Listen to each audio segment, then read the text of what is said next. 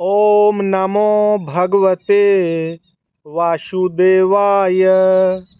श्रीमद् भागवत महापुराण के 8वें स्कंद में गज और ग्रह का पूर्व चरित्र तथा उनका उद्धार, इस कथा को सुनाते हुए श्री सुखदेव जी आगे कहते हैं।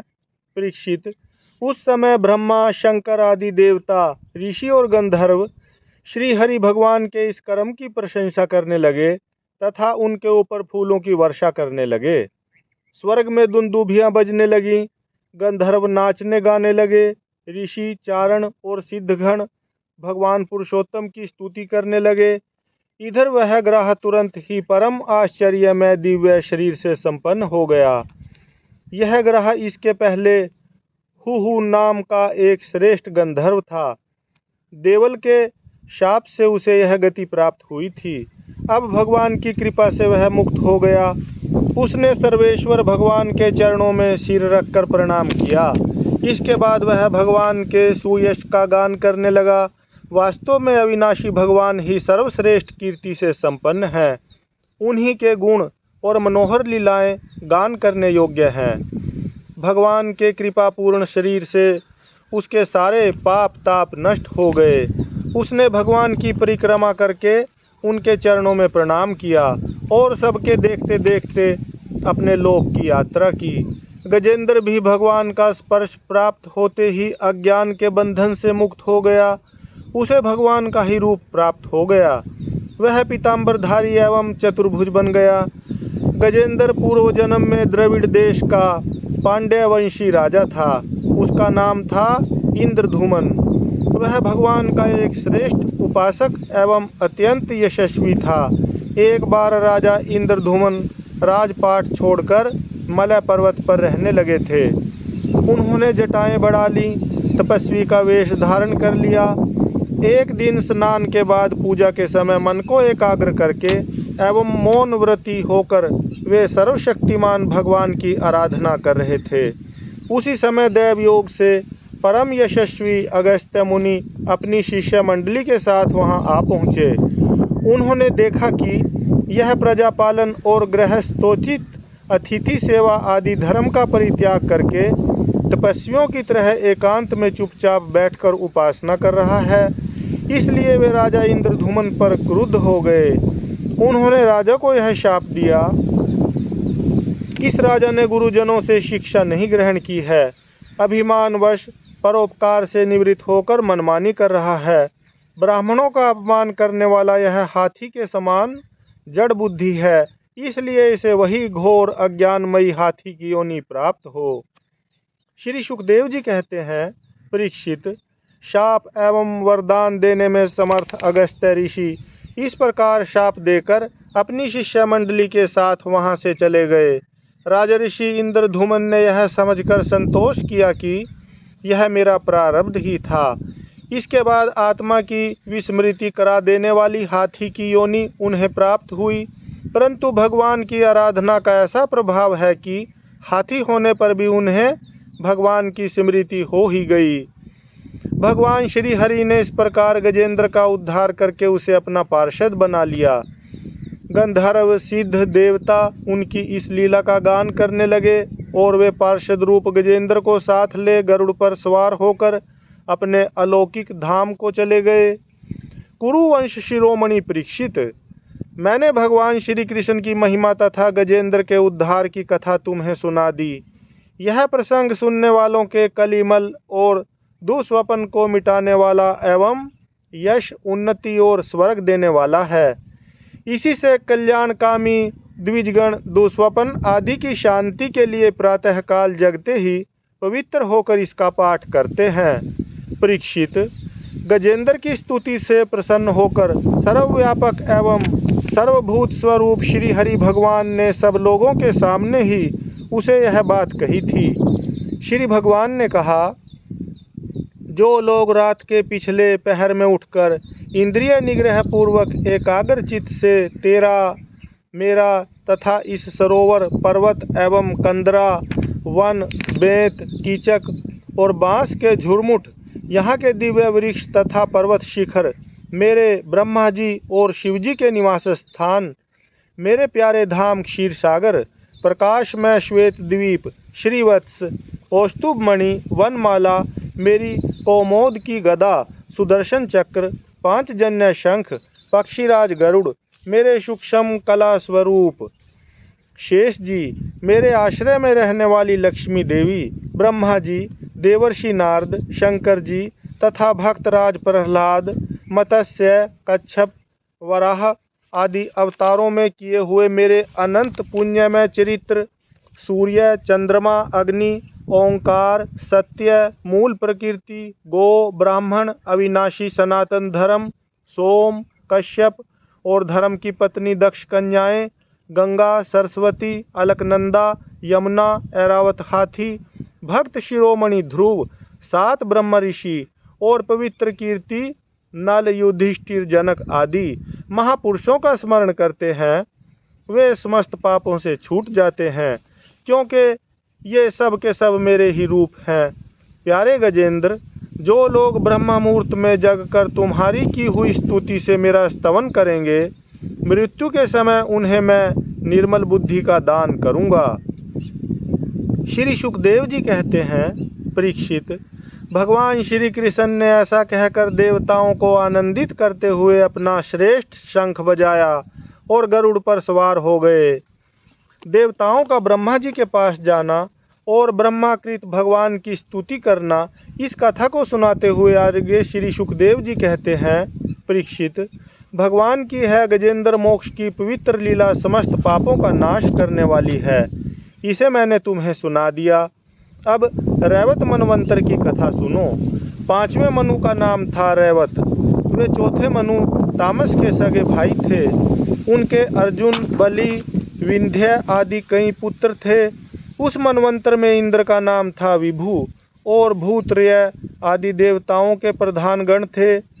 परीक्षित, उस समय हिरण्य, रोमा, वेदशिरा, उधर्व बाहु आदि सप्तऋषि थे।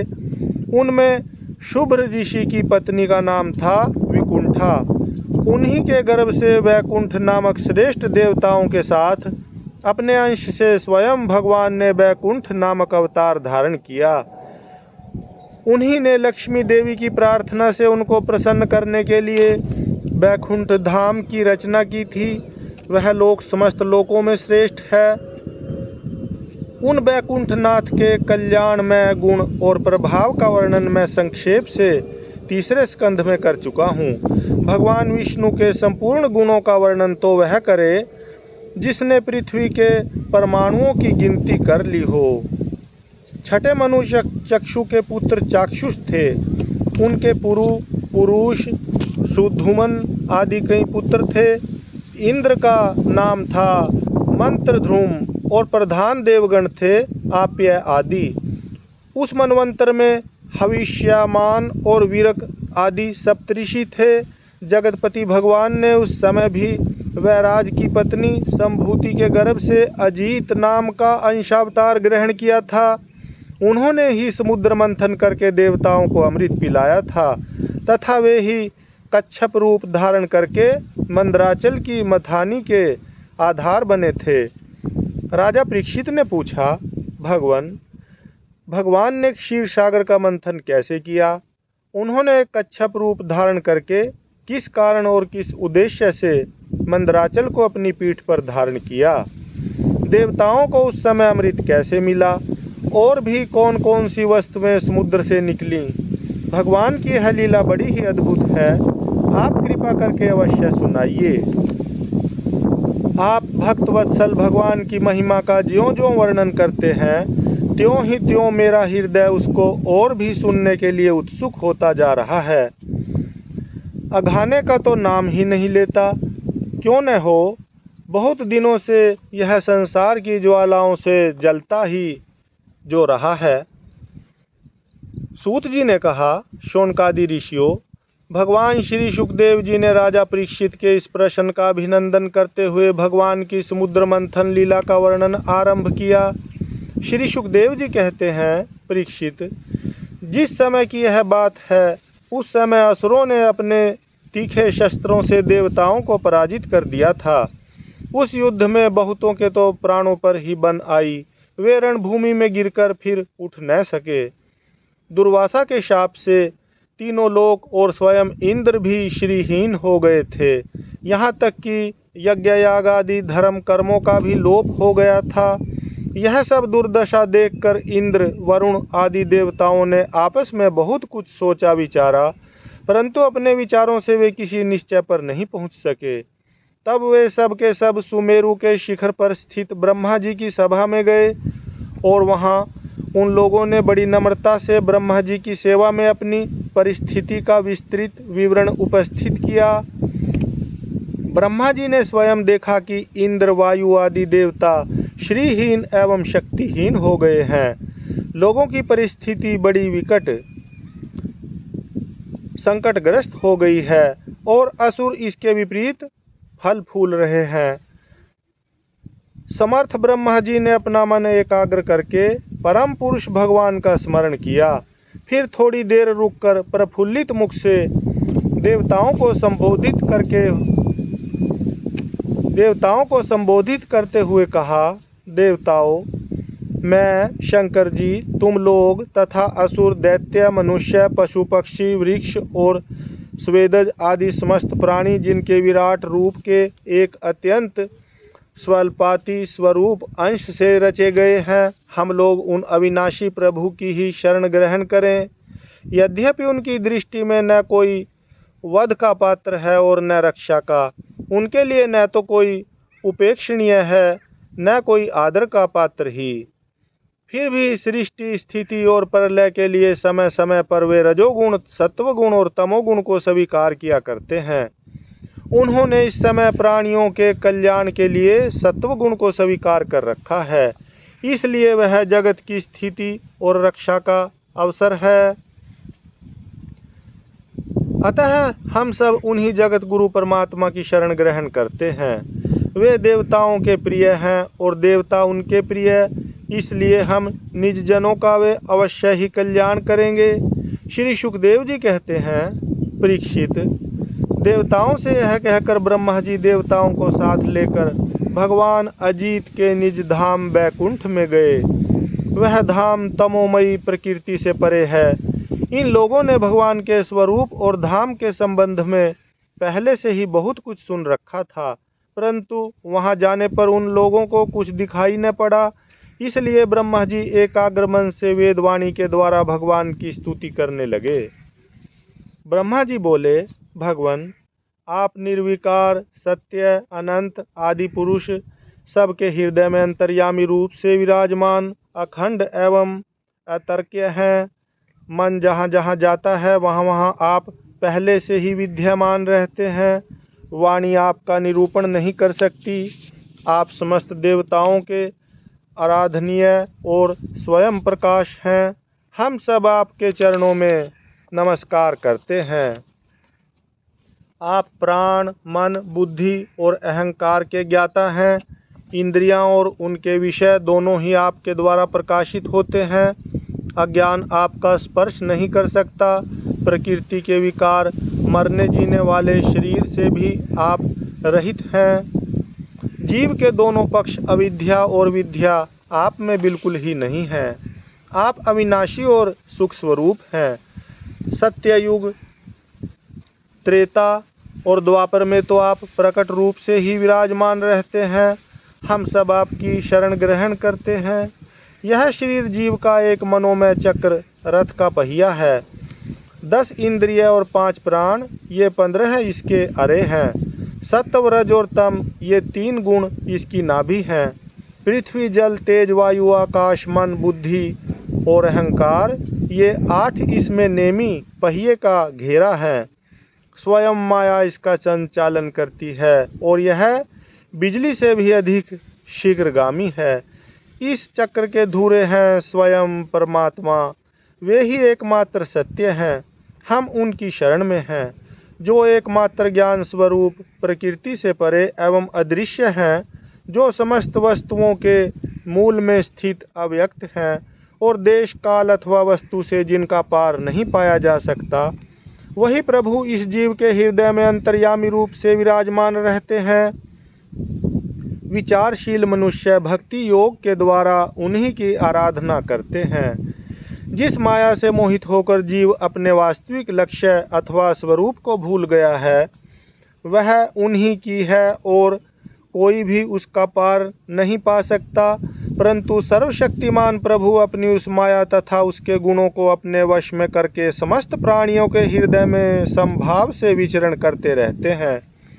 जीव अपने पुरुषार्थ से नहीं, उनकी कृपा से ही उन्हें प्राप्त कर सकता है। हम उनके चरणों में नमस्कार करते हैं।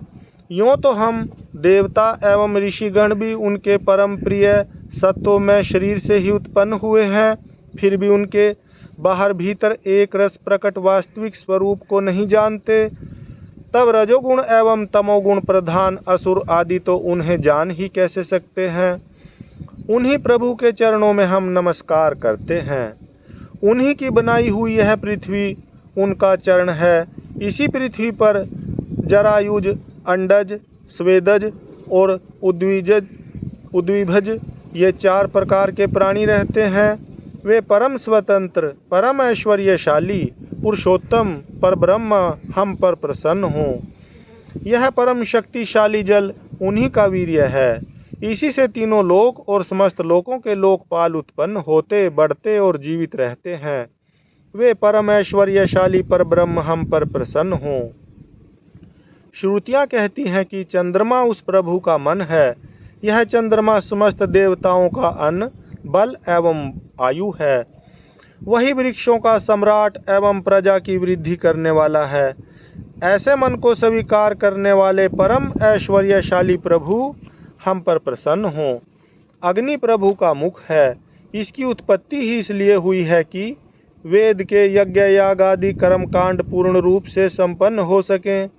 यह अग्नि ही शरीर के भीतर जठराग्नि रूप से और समुद्र के भीतर बड़वा नल के रूप से रहकर उनमें रहने वाले अन्न, जल आदि धातुओं का पाचन करता रहता है और समस्त द्रव्यों की उत्पत्ति भी उसी से हुई है। ऐसे परम ऐश्वर्यशाली भगवान हम पर प्रसन्न हों, जिनके द्वारा जीव देवयान मार्ग से ब्रह्मलोक को प्राप्त होता है, जो वेदों की साक्षात मूर्ति और भगवान के ध्यान करने योग्य धाम है, जो पुण्यलोक स्वरूप होने के कारण मुक्ति के द्वार एवं अमृतमय है और काल रूप होने के कारण मृत्यु भी है। ऐसे सूर्य जिनके नेत्र हैं, वे परम ऐश्वर्यशाली भगवान हम पर प्रसन्न हों। प्रभु के प्राण से ही चराचर का प्राण तथा उन्हें मानसिक, शारीरिक और इंद्रिय संबंधी बल देने वाला वायु प्रकट हुआ है। वह चक्रवर्ती सम्राट है, तो इंद्रियों के अधिष्ठात्र देवता हम सब उसके अनुचर।